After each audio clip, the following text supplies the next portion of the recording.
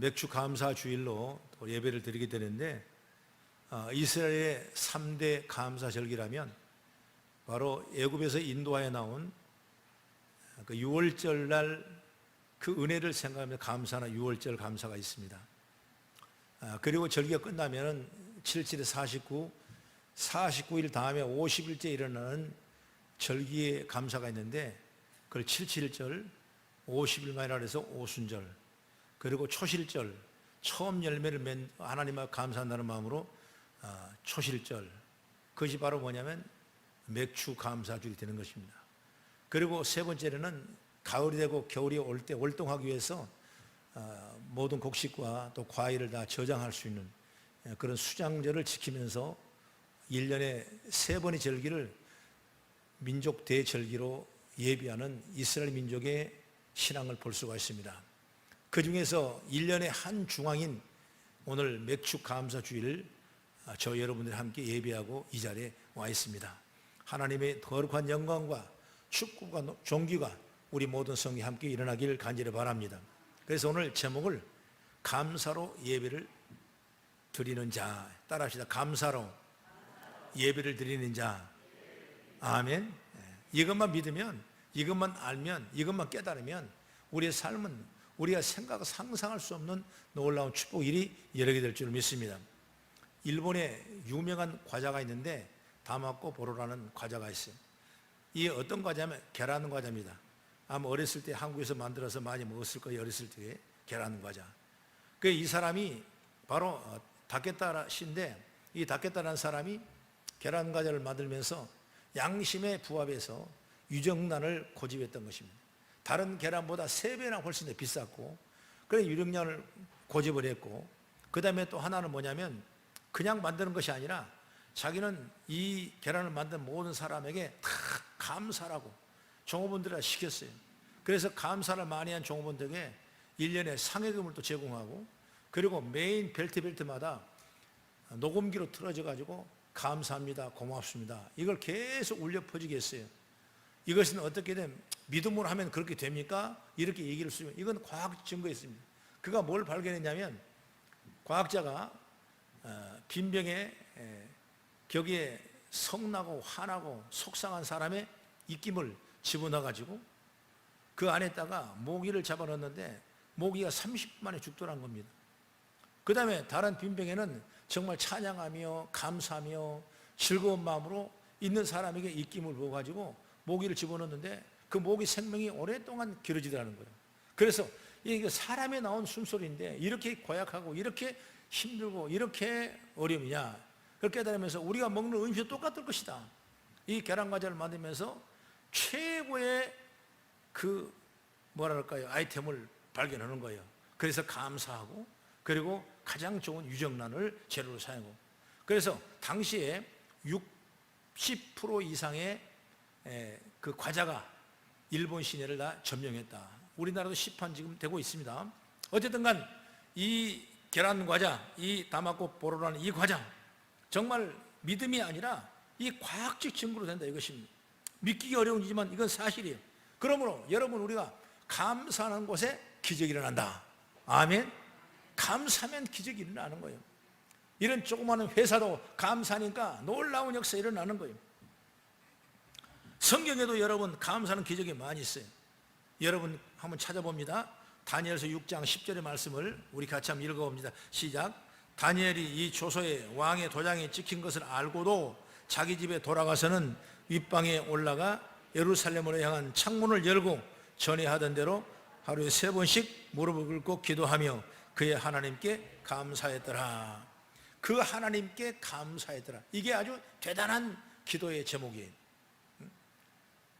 우리가 너무나 잘 아는 이 사건의 배경은 앞으로 누구든지 30일 동안 지켜봤다가 왕 외에 누구에게라도 기도하면 내가 죽이겠다, 이게 선포의 어명이 붙여진 겁니다. 이 임금에 대한 분명한 사인이 났기 때문에 어느 누구도 이 어명을 거슬 수가 없어요. 그런데 다니엘은 집으로 돌아가서 어떻게 했냐, 그 전에 하던 대로 예루살렘을 향하여 창문을 열고 우리를 이기신 하나님, 그 하나님을 향하여 감사하며 예배를 드렸다. 그래서 오늘 본문에 그 말씀 마치고요, 하나님께 감사했더라, 이런 말씀이 있지 않습니까? 하나님께 감사했더라. 그러니까 비록 그가 이 어명을 어기고 그리고 사자굴 속에 내려갔지만은 하나님은 그 사자 입을 봉해버리고 다니엘이 살아난 엄청난 기적 역사를 이룬 것을 볼 수가 있는 것입니다.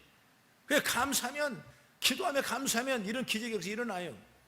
나는 세상에 지금 어렵고 힘들고 환경이 연약하고 불평스럽고 원망스러운 일이 충분히 많지만은 여러분, 그런 과정 속에 여러분이 먼저 내가 아버지 앞에 항상 감사의 제단을 쌓는다면 하나님은 그 환경을 통해서 더 큰 기적을, 더 큰 축복을 우리에게 허락해 줄 줄로 믿습니다.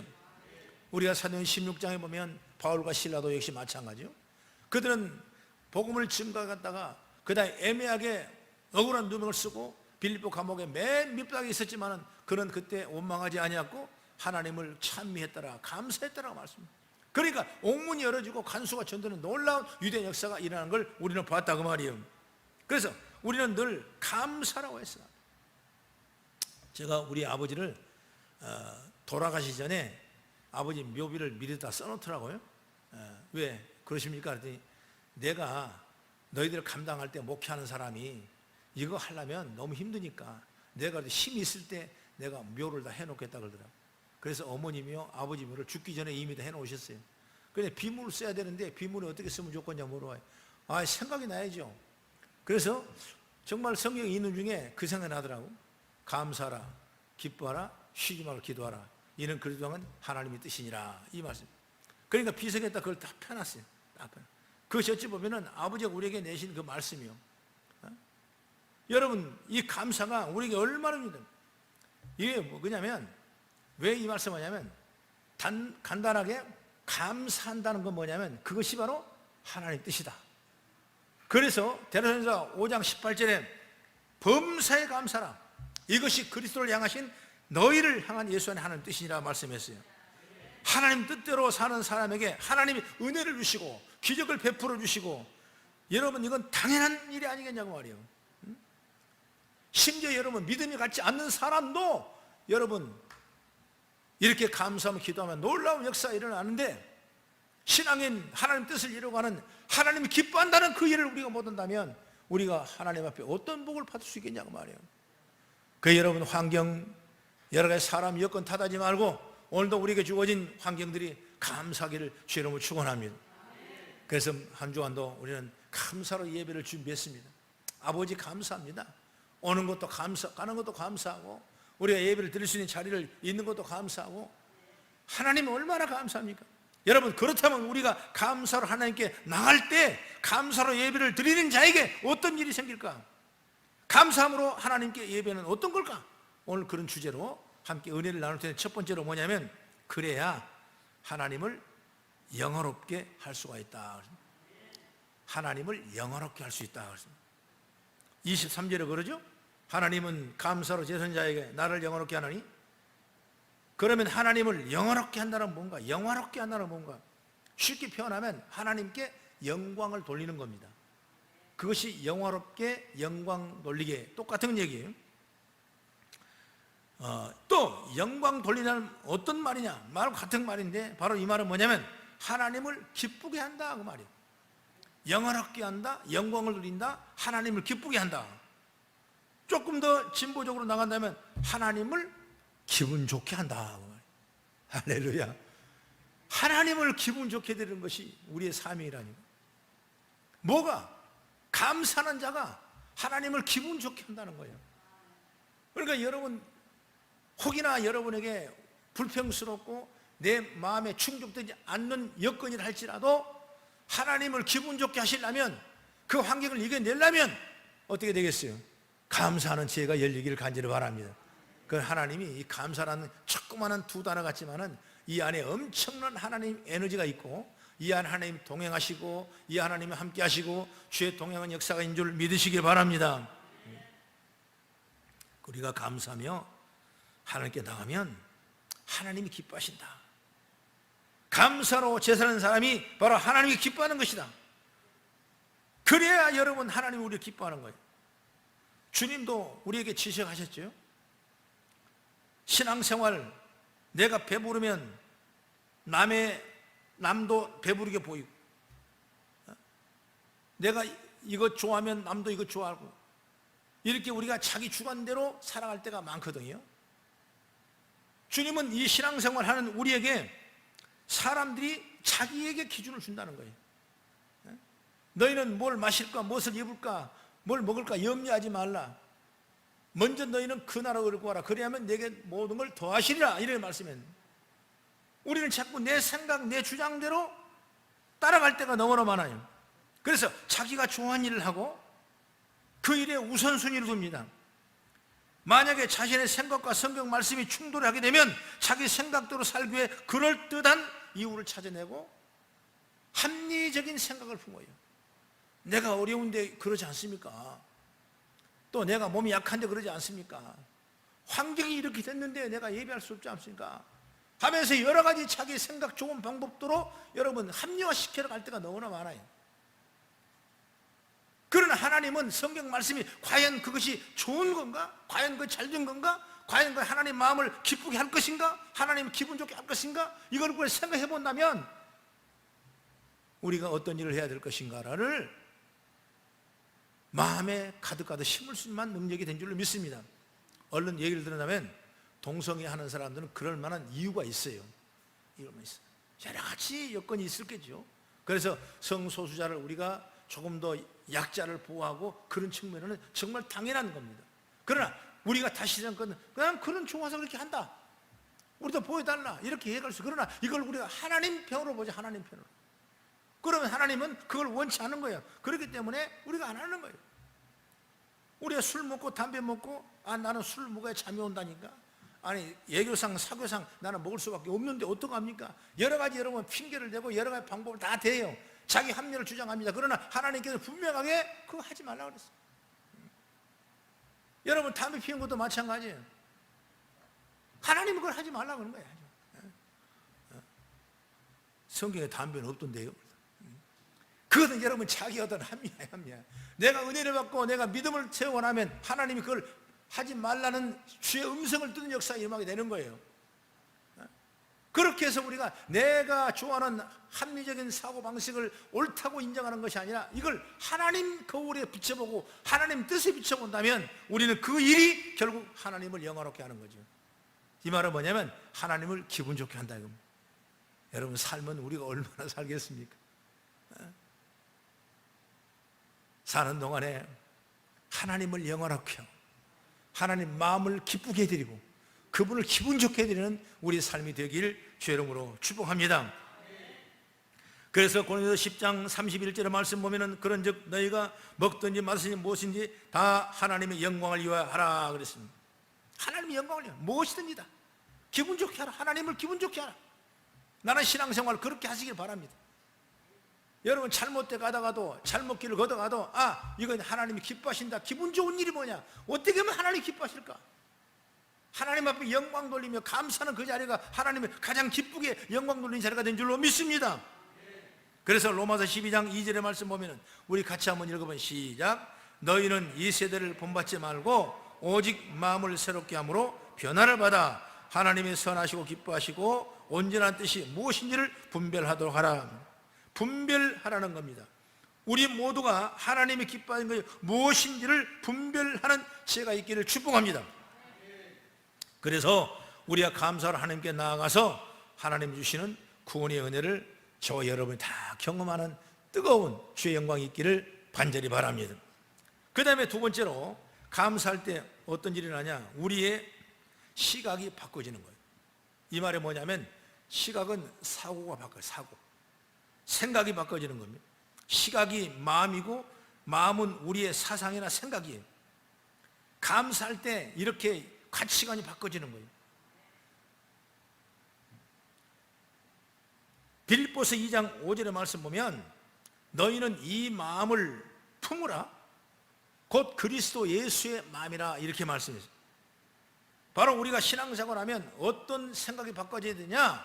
예수의 마음을 품은 생각으로 바꿔져야 돼요. 그러면 우리가 예수의 마음을 품으면 어떻게 됩니까? 가장 먼저 일어난 것이 뭐냐? 우리의 시각이에요. 시각. 보는 눈이 달라집니다. 전에 내가 봤던 그 눈이 지금 달라지는 거예요. 눈이 달라지니까 생각이 달라지고 마음이 달라지는 거예요. 그 속에 예수를 마음을 품게 되고 예수님을 따르게 되고 예수를 청중하게 되고 예수 뜻대로 살아가는 우리 믿음이 되는 거예요. 여러분, 누구의 시각? 내가 누구의 시각? 바로 예수님의 시각이에요. 예수님은 마태복음 15장 8절에 말합니다. 입에서 나오는 것들은 마음에서 나오나니 이것이야말로 사람을 더럽게 하느니라 그랬습니다. 여러분, 누가 더러운 거 먹는 사람 누가 있겠어요? 다 깨끗하고 소독되고 좋은 거 최고의 내가 먹은 걸 다 먹고 싶지, 누가 나쁜 거 먹은 사람 누가 있겠어요? 먹을 때는 좋은 거 먹는 거예요. 그럼 나오는 건 뭐냐? 나오는 건 뭐가 나오냐? 좋은 거에 나와야 되지 않겠습니까? 그런데 오늘 성경 말씀 볼 때 나오는 것이 바로 악이 나온다는 거예요. 뭐가 나오겠습니까? 우리가 나오는 거. 입에 나오는 언어가 나오는 거예요. 언어가 악이 돼서는 안 된다 그 말이죠. 그래서 우리의 시각이 바뀌면 이게 달라지는 겁니다. 바리새인들은 세리와 창기를 저주의 눈으로 항상 봤습니다. 저들은 나쁜 사람이야. 저들은 죄인들이야. 저들은 하나님의 반열에 들어갈 수 없는 사람이야. 그러면서 완전히 눈으로 낙인을 찍었어요. 그러나 주님은 그들을 저주의 눈으로 보는 것이 아니라 어떻게 봤냐? 사랑의 눈으로 보셨어요. 그래서 세리했던 레위를 불러서 제자로 삼으십니다. 또 삭개오도 집에도 내가 오늘 밤에 네 집에 유하겠느냐 하고 삭개오 집을 갑니다. 남편이 타스시에서 수가성에 와서 물을 기르지만은 그 여인에게 말합니다. 내가 날마다 먹는 그 물은 목마르거니와 내가 주는 물은 영원히 목마르지 아니하리다. 다 품었어요. 다 품었어요. 여러분, 바리새인과 제사장의 시각에서는 이들을 상대할 가치와 용서받을 수 없는 존재들이에요. 그러나 주님은 이들을 안타까운 눈으로 보셨습니다. 바로 예수를 믿는다는 건 이런 시각이 바꿔지는 거예요. 여러분, 지금도 살기 어려운 시대고 힘든 시대고, 여러분 정죄와 비판의 시대가 아니에요. 우리는 포용하고 관용하고, 여러분 예수의 마음의 시각을 바꾸어서 믿음으로 승리하며 이겨나가는 우리의 모습이 됐을 때 내가 가장 행복하고 내게 감사가 넘치는 은혜가 되게 되고 시각이 바꿔지는 주의 마음을 품는 역사가 있는 줄 믿으시기 바랍니다. 예수를 믿는다는 것은 이렇게 시각이 바뀌는 걸 말하는데, 성경을 보면 출애굽기 15장 22절 23절 아마 이 내용을 잘 한번 읽어보겠습니다. 시작. 모세가 홍해에서 이스라엘을 인도하며 그들이 나와서 수르강에를 들어가서 거기서 사흘 길을 걸었으나 물을 얻지 못하고 마라 이르렀더니 그곳 물이 써서 마시지 못하겠으므로 그 이름을 마라라 하였더라. 여기에 써서 마시지 못한 물이 마라 물인데, 이곳을 보면 처음부터 쓰다의 의미 마라는 아니라는 거예요. 홍해를 건넌 사람들이 하나님의 말씀하신 가나안 땅을 행할 때 처음 광야를 만났는데 그때 샘물이 이렇게 보이는 겁니다. 여러분, 그 물을 얼마나 맞고 싶겠습니까? 그런데 그 물을 막상 떠먹어 보니까 마시지 못한 사람, 그걸 마라라 그랬어요. 그래서 못 마실 것 같으니까 쓴물이니까 마라라 그랬어요. 그런데 여기에 놀라운 비밀이 있습니다. 이 히브리어로 샘물 뭐라고 하냐? 아인이라고 그래요. 아인. 이 아인이란 단어는 또 다른 의미요, 다른 말이 있는데 뭐냐? 눈이라는 뜻입니다. 그래서 영어에 나오는 눈을 아이라고 합니다. 아이. 여기서 파생되는 언어예요. 그래서 이 샘을 아인, 눈도 아인. 그러면 샘과 눈이 똑같이 아인이라는 히브리어를 쓰게 되는데, 하나님은 이 쓴물을 단물로 바꿔주셨어요. 다시 말하면 하나님은 이 물이 마라였지만은 쓴물이 아니라 단물로 시각을 바꿔주는 거예요. 여러분, 형 상황을 바라볼 때, 내가 볼 때 분명히 쓴물 같고 비판받을 만한 물 같지만은 내가 시각을 바꾸게 되면 이 생각이 바꿔지는 거예요. 단물로 바꾼 역사 일어나는 거예요. 할렐루야. 그걸 우리가 믿음이에요. 믿음. 그래서 우리가 보는 시각이 바꿔져야 돼요. 그래서 예수 믿는 사람의 시각이 바뀌어지고, 그렇지 않은 문화가 바뀌어지고, 그렇지 않은 생각이 바꿔지고, 그렇게 해서 우리의 삶이 축복의 문이 열린 줄 믿으시기 바랍니다. 하나님이 함께 하시면 쓴물이 변하여 단물이 된다는 시각이 바꿔지는 겁니다. 여러분, 힘들고 어려워도 감사하면 하나님은 인생의 쓴물을 단물로 바꿔준 줄 믿으십시다. 분명 우리 앞에 마라가 가득합니다. 여러분, 고통이 가득합니다. 그러나 이 모든 일에 하나님이 함께 하신다는 걸 잊지 마십시오. 하나님이 지금 여기에 우리 함께 하신다는 이 시각을 가지십시오. 하나님이 계시기에 나는 할 수 있다는 생각을 가지십시오. 그러면 인생은 어떤 쓴물을 놓일지라도 여러분, 하나님은 단물로 바꾸는 역사인 줄 믿으시기 바랍니다. 이게 문제는 뭐냐? 감사함에 나가느냐, 원망에 나가냐. 원망하고 나가니까, 왜 물이 없냐고 원망하고 나가니까 쓴물이 될 수밖에 없는 거예요. 그러나 감사한 믿음으로 나가면 그거는 단물로 바꾸는 역사가 일어나는 거예요. 그래서 문제는 감사하느냐 아니면 원망과 불평하느냐가 문제죠. 여기서 인도하신 하나님은 믿음으로 감사해 나가는 사람을, 누가 있냐? 갈렙과 여호수아 사람도 바로 감사한 사람이었어요. 그러니까 문이 열리는 거예요. 축복이 열리는 거예요. 바울도 빌립보 4장 한번 보겠습니다. 11절 13절 시작. 내가 궁핍함으로 말하는 것이 아니라 어떠한 형편이었는지 나는 자족하기를 배웠더니 나는 비천에 처할 줄도 알고 풍부에 처할 줄도 알아. 이 모든 일 곧 배부름과 배고픔과 풍부와 궁핍에 처할 줄 아는 일체의 비결을 배웠노라. 내게 능력 주신 자 안에서 내가 모든 것을 할 수 있느니라. 궁핍도 해봤고 여러 가지 형편 어려운 일을 당해봤고 죽은 일도 수없이 당하고 태창에도 많이 맞아보고 억울한 누명을 쓰기도 하고 죄수가 되기도 하고 온갖 풍상의 고통을 다 당해봤지만은 지금 내가 생각해 보니까 하나님이 내게 능력 주셔서 모든 할 수 있다는 확신과 믿음을 가진 줄 믿으시기 바랍니다. 그래서 쉽게 말하면 생각이 바뀌면 시각이 바뀌어요. 시각이 바뀌면 우리 마음과 사고가 바뀌는 거예요. 그러니 주님만 계시면 다 된다고 말하면 여러분 분명한 사실인 줄 믿으십시오. 여러분, 예수님의 다른 이름이 뭐예요? 임마누엘이지 않습니까? 임마누엘이 뭡니까? 바로 하나님이 우리와 함께 하시다, 이 말씀이에요. 예수는 구원자지만 임마누엘 이름은 하나님이 함께 하신다는 거고, 그 예수님은 두 가지 이름을 가지고 계세요. 임마누엘 대신 하나님이 지금 나와 함께 나의 가정과 교회에 함께 계실 줄 여러분 믿으십시오. 이 사실을 믿는다면 우리는 감사할 수 있는 거예요. 이 사실을 믿지 못하면 감사할 수 없어요. 더 좋은 걸 줘도 여러분 감사할 수 없는 거예요. 그러나 우리는 주님이 오늘 우리 삶의 현장에, 내 사업장에, 내 가정에, 우리 자녀에게, 내 환경에 함께 하시는 걸 믿어지면 우리는 지금 이 순간 하나님 앞에 감사의 예배를 드릴 수 있다는 사실을 믿으시기 바랍니다. 왜 우리가 감사로 하나님께 나가야 되냐? 그래야 우리의 시각이 믿음의 시각으로 변한 겁니다. 예수님의 생각으로 변하는 거예요. 그래야 여기 하나님의 영광이 드러나게 되고 주의 복이 충만하게 되는 줄로 믿으시기 바랍니다. 마지막으로 세 번째는 뭐냐면 감사로 하나님께 나아가야 우리에게도 감사 일이 생긴다 그 말이에요. 이건 보편적인 원리 같지만은 하나님 믿음의 백성들은 큰 축복의 아주 황금줄입니다. 감사로 나가보시면 그 다음에 감사가 열어지는 거예요. 내가 불평을 디디면 불평이 앞 디딤돌을 놓을 수밖에 없습니다. 내가 감사의 디딤돌을 놓으면 그 앞에 디딤돌을 놓느냐, 감사의 디딤돌을 놓게 되는 거예요. 23절의 말씀 보면 제사를 때 감사로 제사를 드리는 사람에게 하나님의 구원을 보신다 그랬습니다. 그 중간에 뭐니까 그 행위를 옳게 하는 자에게, 이게 중요한 맹점이거든요. 행위를 옳게 한다. 그러니까 이 말씀은 제사를 드리며 감사 제사를 드리는 것은 옳은 행위라고 말이에요. 제사 드릴 때, 예배 드릴 때 감사 드리는 것이 옳은 행위다. 다른 걸 찾지 말라. 싸우다가도 예물을 드릴 것이 아니라 화해하고 예물을 드려야 그 예물을 흠양한다고 성경은 우리에게 말씀까지 했지 않습니까?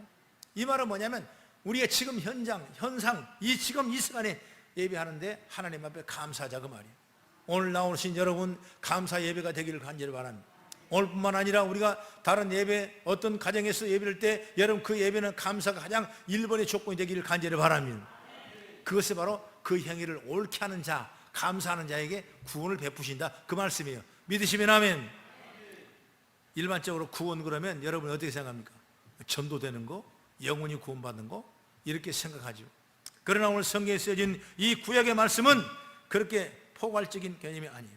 뭐냐면 이 구원은 적들에게서 구원받는 것, 병에서 구원받는 것, 물질의 가난에서 구원받는 것, 죄에서 구원받는 것, 삶의 문제가 막혔을 때 그 문제 속에 구원받는 것, 안 된 일이 있어도 그 안 된 일을 뚫고 나가는 수 있는 구원받는 것, 그러니까 어찌 보면은 먼 만능의 키를 하나님 주신 거예요. 그게 바로 뭐냐면 그 행위를 옳게 하는 자에게, 오늘 예배가 감사 예배를 드린 자에게, 나는 그래서 한 해 동안 우리를 지켜주신 감사하고, 또 짧게는 한 주간 감사하고, 또 짧게는 어제 지켜준 일에 감사하고, 오늘 예배 건강에 나오는 감사하고, 여러분 오늘도 우리가 1년에 반년 동안 주님이 내게 주신, 내 기업이 주신, 내 삶이 주신 죽을 수밖에 없는 환경에도 불구하고 새롭게 감사해 주신 걸 또 찾고 찾아서 믿음으로 드릴 수 있는 그런 아름다운 예배가 되기를 간절히 바랍니다. 일반적으로 성경학자들은 시편 50편을 읽었는데 이 기록자를 다윗으로 이렇게 말합니다. 성경을 보면 다윗이 늘 하나님께 찬송하고 기도한 사람이었어요. 이 말은 뭐냐면 하나님을 먼저 생각한 사람이다. 다윗이 다윗이 될 만한 이런 놀라운 축복의 통로는 그는 하나님을 먼저 생각하고 항상 예배하고 감사야를 놓지 않았다고 말이에요. 한 예를 들어보면 사무엘상에 보면 엘리 제사장 때가 나오는데, 그때 이 블레셋 사람들에게 법궤를 빼앗겼습니까? 법궤라는 것은 이스라엘 민족 가장 신선한 하나님의 현존인데, 그 법궤만 놔두면 모두 다 이겨요. 전쟁도 이기고 나라도 평안하고, 그리고 신앙의 모든 생활도 원만하고, 정말 모든 국민들이 다 잘 살고 백성들이 힘을 얻는 것이 바로 뭐냐? 상징이 법궤예요, 법궤. 그걸 가만히 보니까 블레셋 사람이 저것만 뺏어버리면 자기들이 이길 것 같거든요. 그리고 자기 신전에 갖다 올려놓으면 야, 이 신이 우리를 보여줄구나 이런 생각하고 어떻게든지 그 법궤를 뺏기 위해서 뺏었는데 엘리세한테 뺏겨버렸어요. 그래가지고 자기 다곤 신전에 갖다 올려놓으니까 그날 아침부터 막 문제가 생기고 사람이 죽고 그냥 신전이 무너지고 그냥 엄청난 어려움. 그래서 생각할 때 저걸 갖다 놓으니까 우리에게 이런 불화가 나오는 거라. 그리고 그것을 빨리 내보냈습니다. 빨리 내보낸 거예요.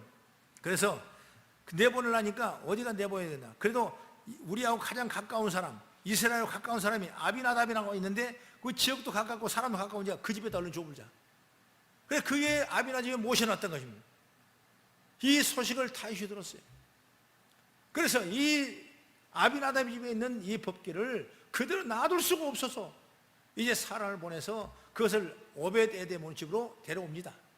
그래서 오벳에돔의 집에 있던 그 집에 그 법궤가 나중에 다윗 성전을 지을 때 다윗 성전으로 법궤를 옮기는 그런 역사가 일어나요.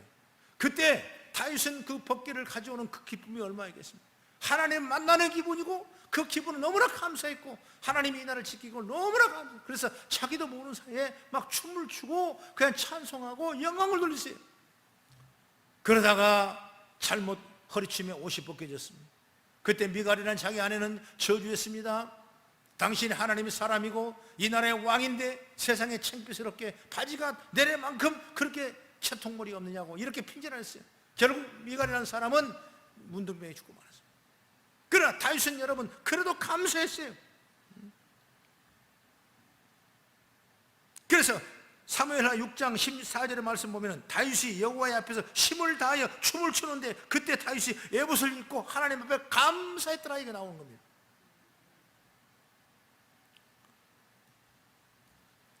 하나님은 전심으로 하나님을 찬양하고 하나님을 예배하고 감사하는 자에게 은혜와 긍휼을 부어주게 될 줄로 믿으시기 바랍니다.